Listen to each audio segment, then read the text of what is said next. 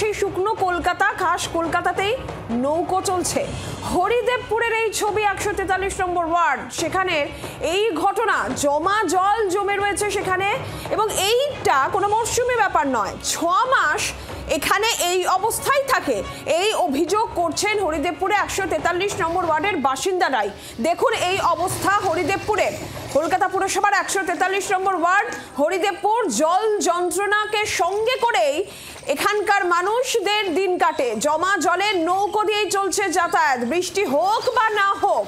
বছরের 6 মাস এইভাবেই জমে থাকে জল, এমনটাই বাসিন্দারা দাবি করছেন, এবং তারা বলছেন কাউন্সিলরের শুকনো আশ্বাস তাদের ভরসা, কারণ এখনো পর্যন্ত পরিস্থিতির কোনো উন্নতি তো হয়নি। একদম সরাসরি আমাদের সঙ্গে বিক্রম দাস আমাদের প্রতিনিধি রয়েছেন। বিক্রম, 6 মাস এই দুর্ভোগকে সঙ্গী করেই দিন কাটাতে হচ্ছে হরিদেবপুরে এই 143 নম্বর ওয়ার্ডের বাসিন্দাদের। কি বলছে কাউন্সিলর?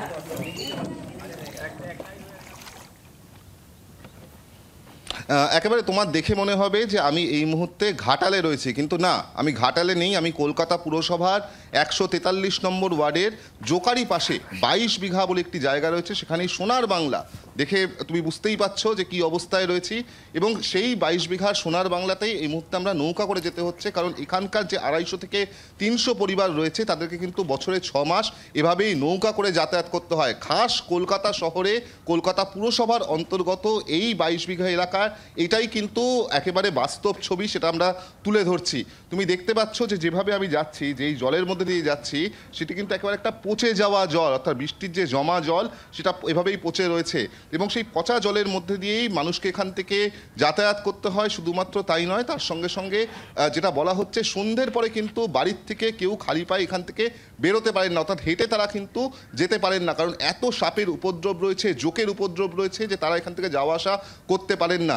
শুধুমাত্র তাই নয়, বছরে 6 মাস এই অবস্থায় কিন্তু থাকে কার্যত, যেখানে আমরা জানতে পাচ্ছি যে বিভিন্ন মানুষের এখানে কিন্তু চর্মরোগ হচ্ছে, বাচ্চাদের বিভিন্ন ধরনের ডিজিজ হচ্ছে, বিভিন্ন ধরনের রোগ হচ্ছে, তার কারণ জমা জলে এভাবেই 6 মাস ধরে এখানকার এই 250-300 যারা বাসিন্দা রয়েছে, তাদের 250-300 পরিবারের বাসিন্দা রয়েছে, তাদেরকে কিন্তু যাতায়াত করতে হয়। আমি একবার চেষ্টা করব যে এই যে তুমি দেখতে পাচ্ছ জমা জল, সেখানে নামা। তুমি দেখতে পাচ্ছ যেখানে আমি আপাততভাবে এসে পৌঁছলাম, প্রায় আমার হাঁটু অবধি জল। কিছুটা দূরেই আমি দেখতে পাচ্ছিলাম যে সেখানে কিন্তু কোমর অবধি জল, সেখানে কোনো রকমভাবে যাওয়া যাচ্ছিল না। তার কারণ যে অবস্থা হয়ে রয়েছে, যে পরিস্থিতি হয়ে রয়েছে, সেটা একদিনের নয়, বছরের বছর বর্ষা আসলেই কিন্তু এখানে জল জমলেই কার্যত এই পরিস্থিতি হয়।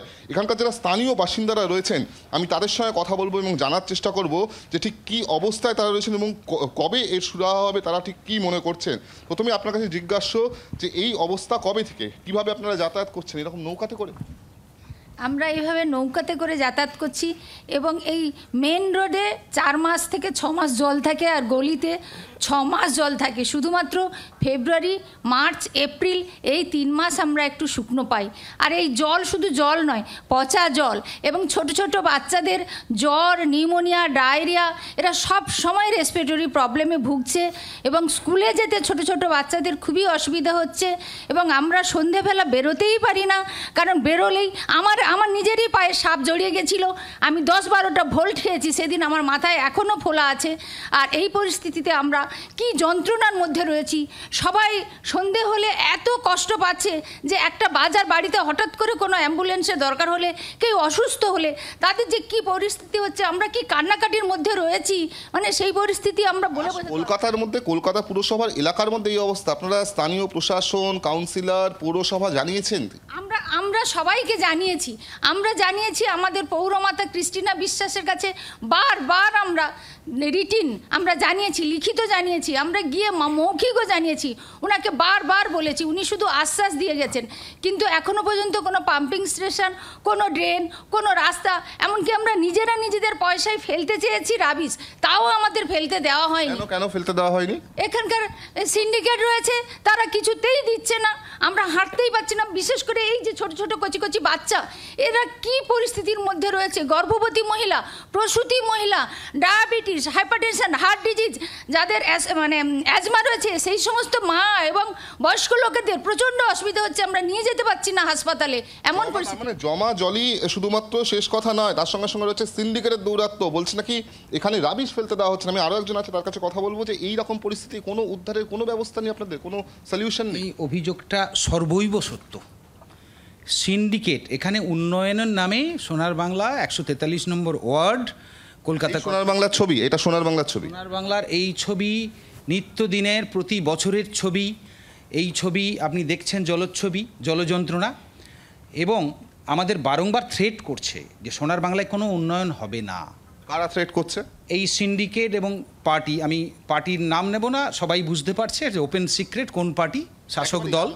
আমরা কথা বলছিলাম এখানকার বাসিন্দাদের সঙ্গে, তারা কিন্তু যেটা অভিযোগ করছেন যে এই জমা জলে তাদের কিন্তু বছরে 6 মাস এই যন্ত্রণার মধ্যেই থাকতে হয়, এবং কার্যত যে ছবি আমরা দেখতে পাচ্ছি যে কোথাও কোমর জল, কোথাও বা হাঁটু অবধি জল, এবং এইরকম পচা জলের মধ্যে দিয়ে তাদেরকে যাতায়াত করতে, এবং যাতায়াতের একমাত্র ভরসা একদমই বিক্রম, সেই দুর্ভোগের ছবি আমরা দেখতে পাচ্ছি। এবার আপনাদের শোনাবো স্থানীয় কাউন্সিলর ক্রিস্টিনা বিশ্বাস, তিনি কি বলছেন।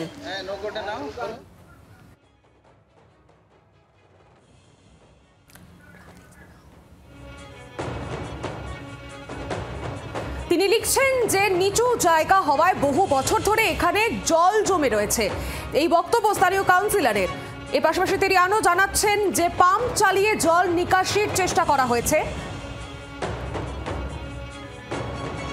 বৃষ্টি হওয়ার জন্য পাশে খাল থাকায় পুরোপুরি তা ভর্তি হয়ে যাচ্ছে,